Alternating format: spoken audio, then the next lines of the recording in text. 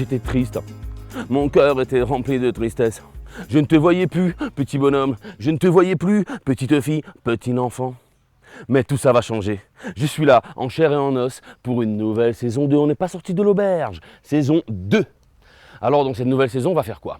On va voir les producteurs, les artisans. On va élargir l'horizon de nos connaissances. Et on va bien sûr passer de super moments ensemble. Alors, comme nous dit Bonjour la Réunion, bonjour la vie, bonjour tout ça là, nous les agents petits, chez Monsieur Morel, sur son exploitation. Ensuite, on va aller là-bas sur la montagne, voir un petit peu sa table d'hôte. Et puis, ben, comme d'habitude, comme il pourrait dire autres, ben, suivre maman, ben viens, ben alors. I'm a new soul, I came to this strange world, hoping I could learn a bit about how to give and take. But since I came here, felt the joy and the fear, finding myself making every possible mistake. La la la la la la la la la la la. Alors, chez Monsieur Morel Jean-Jules, on a la volaille, jolie volaille, un tas jolie volaille, et pas dans le parc, hein, ça allait dans la nature comme ça là, et des tomates. Et là, nous savoir lui, dans une de ses serres, on va faire un petit peu la connaissance de Monsieur Jean-Jules. Allons. Où êtes-vous, Monsieur Jean? Moi, il est là. Où êtes-vous? Ah, comment il est, Jean-Jules? Là vous-même. Ça va super. Alors, déjà, merci d'accueillir nous. Normal. Normal. Normal. C'est normal. Alors, dis-moi un petit peu, en bref, où ça nous l'est et quoi ça vous fait? Alors, nous, les agents petits, sur l'exploitation agricole de mon fils et de moi, nous produisons essentiellement ici des tomates sous serre. Tomates, Tomates avec et marmaille et les poules. les poules. Alors, les poulets. Poulet. Parce qu'il y en a de mal aussi dedans. Bien sûr. Coq et appelle. Voilà. Ah bon? Ben oui. Vous connaissez ça? Oui, Ils appellent ça un coq. Oui. Vous connaissez? Vous connaissez pas. Coq et de poule. Et donc ouais, voilà, on produit aussi de poulet. Nous produisons des poulets. Des poulets essentiellement destinés à la table d'hôte, D'accord. mais destinés aussi à des consommateurs à qui nous livrons. Nous avons construit un petit labo pour abattre les poulets avec un petit véhicule frigorifique et nous inscrivons dans une démarche où nous va servir un produit d'une certaine qualité. Et nous va commencer d'ici un petit mois là. Quand on dit d'une certaine qualité, en fait, là, c'est que lui dit pas, parce que lui, tu vois, lui aime pas, il vend, mais moi, il met là pour sa main. Les pas sur un format 4, le petit poulain, non, il gambatte dans la terre, dans les herbes, partout, le bon petit poulet joue et tout.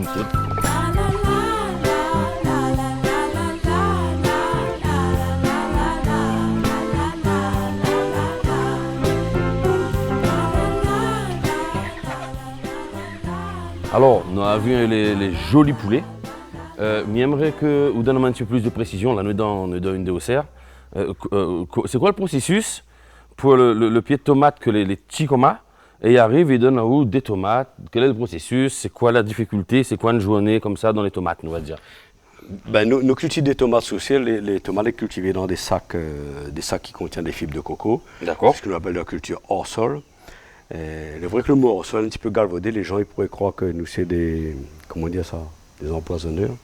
Alors que dans ce type de culture-là, dans cette façon de conduire une culture, mais je crois que c'est nous qui gaspillons le moins d'eau, le moins de fertilisants et le moins de produits phytosanitaires.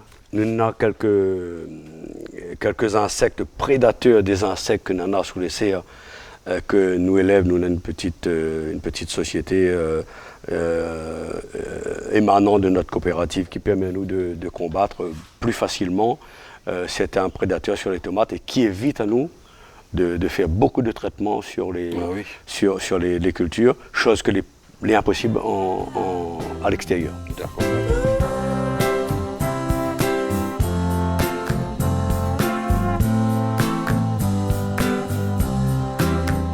Jean-Jules, dis-moi un petit coup, en espérant que ce n'est pas un secret.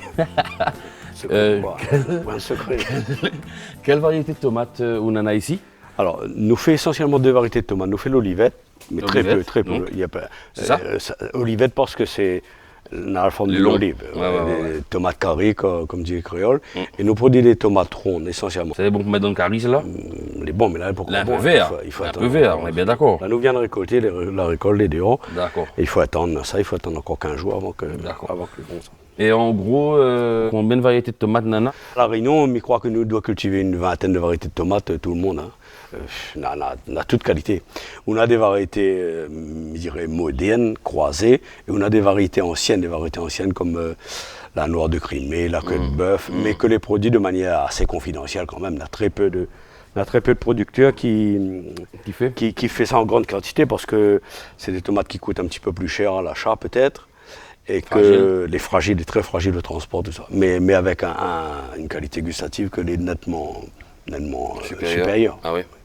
Mais parce qu'il vient au fur et à mesure, le consommateur, les demandeurs de produits que un peu plus goûteux et peut-être un peu plus respectueux de l'environnement que nous avons autour de nous aussi, peut-être, on espère. Bœuf moka devant, t'es volant qui loin. Bœuf moka devant baba, oui t'es volant qui loin. Comme dit Gramoun, on a un joli carotte là. L'exploitation, mon fils et moi, il fait 2,5 hectares, plus 1 hectare en fermage, il fait 3,5 hectares. On en a 6 000 m² de culture sous serre. On a une grande partie pour l'instant qu'elle est encore en friche, parce que l'exploitation elle est en train de muter d'ici 2 ans, puisque nous envisageons de transformer cette exploitation en ferme où nous ferons essentiellement du bio dessus. D'accord. Bœuf moka devant baba, oui t'es volant qui loin. Là, c'est encore un autre serre avec des pieds, on va dire, plus juvéniles.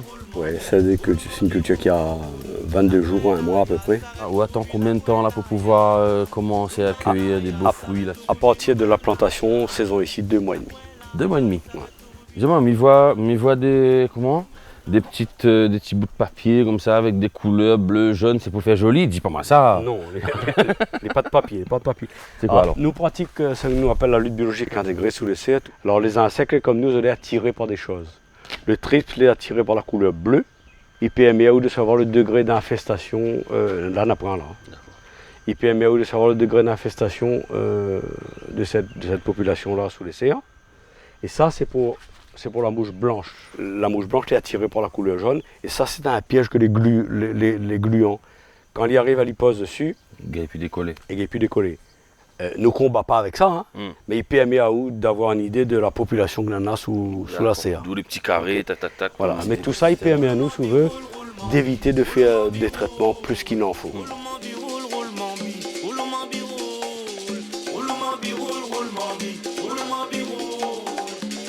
Jean-Jules, combien de monde y travaille là? On a 3 salariés agricoles sur l'exploitation.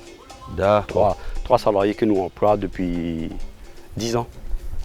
Mais voilà, citronnelle, là, ça aussi, pour éviter les pour chasser les ça, insectes. Voilà. L'idée après, c'est de mettre plutôt des bandes fleuries, un équilibre entre les plantes qui attirent et les plantes qui repoussent pour donner un peu d'harmonie sur l'exploitation. Les petits C'est verts. bon, hein? Bah, c'est bien chouette tout ça, hein. C'est bien chouette, hein. T'es bien content? T'as appris beaucoup de choses.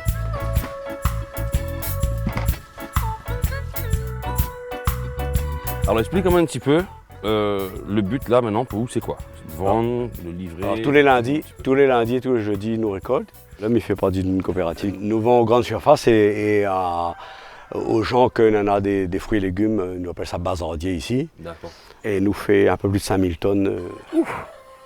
J'aime bien. Oui, mais nous, il faut reporter ça sur le nombre d'adhérents. C'est un petit. Oui, voilà, c'est Une coopérative où nous retrouvons nous dedans, nous retrouvons des valeurs, nous retrouvons des gens que l'on a envie de partager certaines valeurs et une façon de produire, une façon de commercialiser. Il n'est pas facile de mettre les gens avec ou ensemble.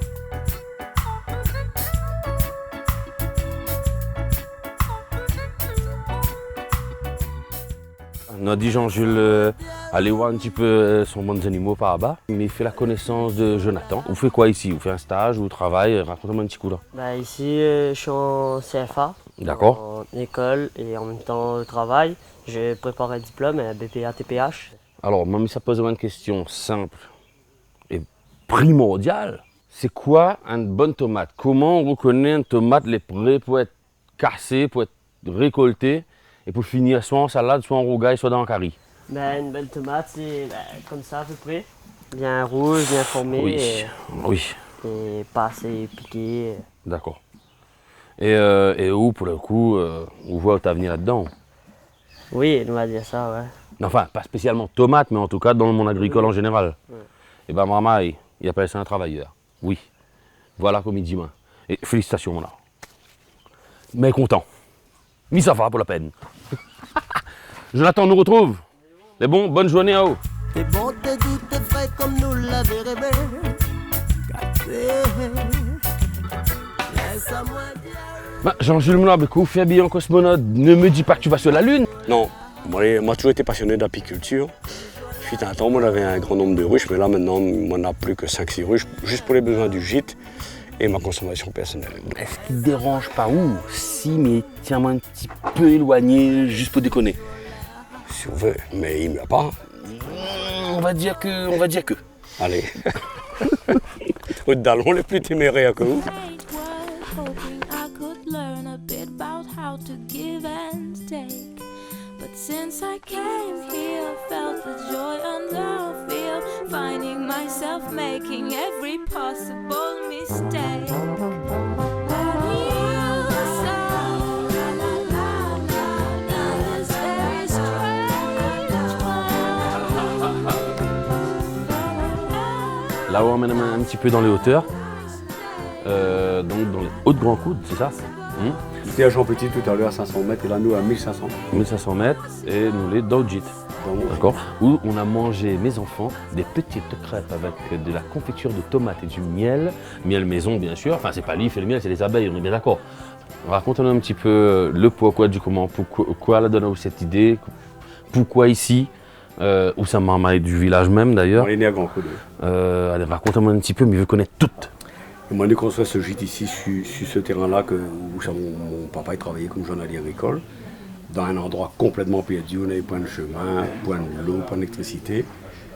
Et en fait, je crois que c'est ce type de structure-là aujourd'hui dont les gens ont besoin. La vie est belle au fond. Ben écoute, nous vivons simplement. Hein? Nous vivons simplement, nous essayons de délivrer un message de vrai, un message d'apaisement, un message où on pense que tout le monde il peut retrouver Azot dedans. Il doit retrouver Azot dedans. Il doit. En tout cas, on espère. Nous retrouve, Médio, merci encore. Moi, ça va. Allez, à plus tard les enfants. Bisous, Kadom.